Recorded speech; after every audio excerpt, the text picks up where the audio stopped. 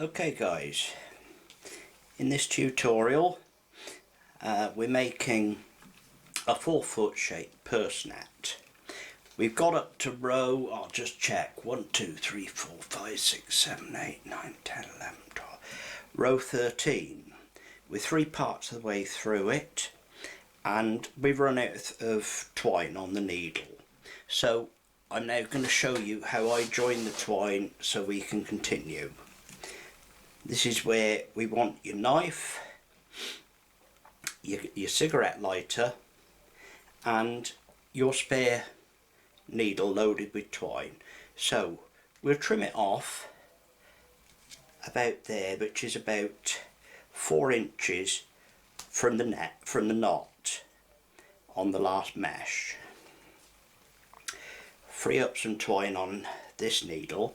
Now you don't want the knot too far down the twine, say there, because it will interfere with your double knot when you get to the next row. Ideally you would like to put your knot somewhere there, maybe just 3/4 of an inch or an inch or so below the previous knot. So the way we do that, we use basically a reef knot. We take a couple of turns, I don't know if this is going to show, then we go round and we'll put the other end through the loop. So we've got basically a reef knot which is there about an inch or so below. We'll pull that tight, then we trim it up so that each of the loose ends are maybe 1/4 of an inch from the knot. There's one,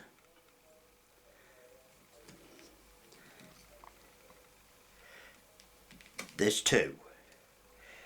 Right, we discard those loose ends, get rid of the knife and the bit that we cut off, and then we'll just use our lighter. Now I'm hoping this will show up on video because you do need to be fairly careful that you only singe these loose ends here and you don't singe the actual thread itself. Otherwise you're going to end up with a weak spot.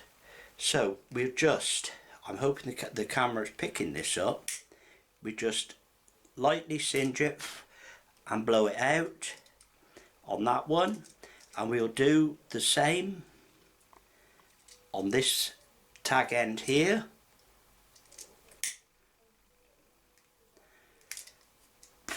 And while it's still warm, we'll just roll that knot between our finger and thumb, and that, if the camera's picking it up, will have sealed the knot and sealed the ends to stop it slipping. We can then get rid of the lighter and carry on. Now you can see that that knot there is just halfway down the bod. That means it's not going to interfere with the next row when you go to knot it. So I'll just tie another one on and we'll shut back a bit on the video until I come to the last row of 17 meshes where we have to start tapering down to bring the taper back to 8 meshes wide to fix the end ring on. So there we go, we're all fastened back up, which means basically we've got a fresh needle full of twine that we're tying with and we're back to normal. However, with the needle being fully loaded, it's not always quite so easy to slide it between the meshes. Just be careful if you find that sliding it between the meshes like that, if you think it may have loosened it just there, just that end, just give it a little bit of a pull before you lock the knot up.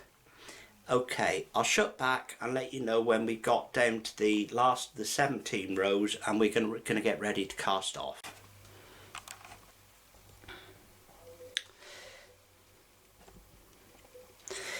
Okay, we're coming towards the end of row number 15. We've built this purse net up from 8 rows, casting on each row up to 17 rows. Then we've got 4 rows of 17. We need now on row 15 to cut it back to 16, and from then onwards we're going to have to lose one mesh or cast off one mesh on each row to get it to taper back, so that on the 24th row it's got 2 rows of 8 mesh. So we're coming towards the end of as I say, this row. The last row had 17. Here we're going to take it back to 16. Now this is where you do need to keep an eye out and not get too carried away. As soon as you've got just 2 meshes left there, slow down. Go through as you would normally on the last but one mesh, but then do not go round the bod again. Keep the thread in front of the bod and go through that 17th mesh. So now you've got the thread running through 2 meshes. Here you'll toss the loop over your left hand.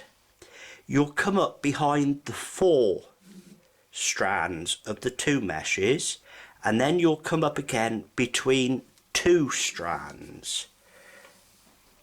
Then gently ease your knot in, and there we have 2 meshes there running into 1 mesh there. So in theory we should have 16 meshes on this bod. 2, 4, 6, 8, 10, 12, 14, 16 meshes. We'll turn the bod over, take it off. I'll quickly run through it, and then when we come back to the last but one mesh, I'll slow down and we'll go through it again and show you casting off another mesh.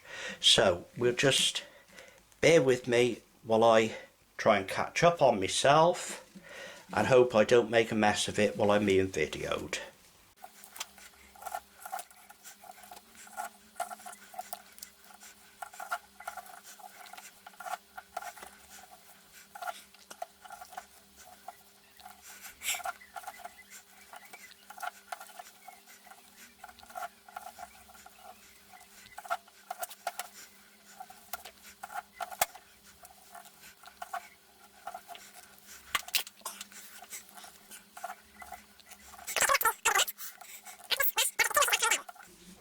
So again, we'll go through the first mesh. I'm just going to alter that camera just fractionally. Let's undo that. Right, let's try again. We're going to go over the bod, underneath, through the first mesh. Just take a little pinch between the finger and the thumb.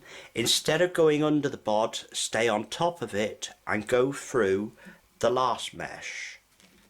So you've now got the same thread going through 2 meshes at the same time. Over the wrist, behind the 4 threads of the 2 meshes, and then up between 2 threads. And a quick lock. And there we go. Now that should be 15 meshes. 2, 4, 6, 8, 10, 12, 14, 15 meshes. There we have it. That's how you cast off 1 mesh on each row.